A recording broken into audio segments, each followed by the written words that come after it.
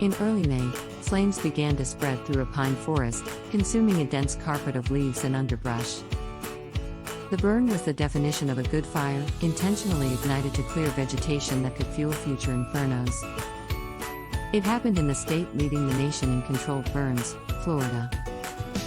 As western states contend with increasingly catastrophic wildfires, some are looking to the southeastern U.S., where prescribed fire is widespread thanks to policies put in place decades ago. From 1998 to 2018, 70% of all controlled burning in the country was in the southeast. While a continent apart, both regions have a similar need for fire.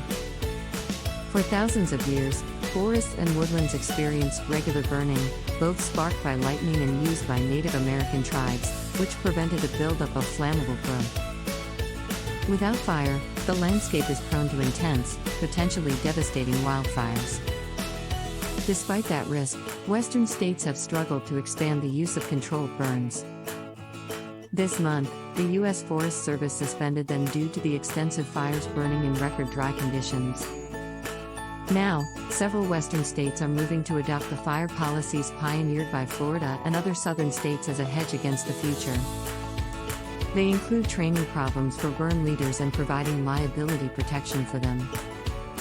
The bigger challenge is changing the culture around fire, so that residents know that tolerating a little smoke from good fires can help stop the destructive blazes that cloud the air for weeks.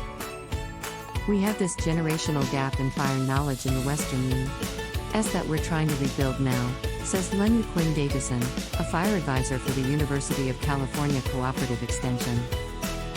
But Florida and the Southeast still have it. Low-intensity fires were once common across the U.S.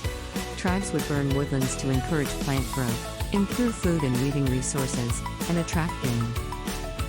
In the fast-growing forests of the Southeast, fires would happen every few years. After colonization, some settlers in the Southeast adopted similar burning practices on lands taken from tribes.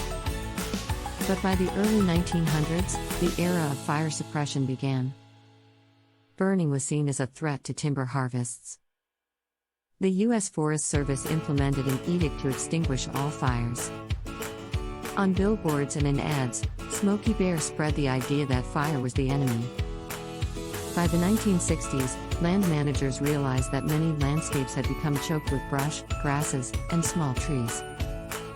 In the Southeast, where the majority of land is privately owned, some residents had continued controlled burning and wanted to see the practice grow. "We're here since the 1800s, my family has been," says Frank Riley, Executive Director of the Chestatee Chattahoochee Resource Conservation and Development Commission, a nonprofit in Demorest, Georgia that works on land management.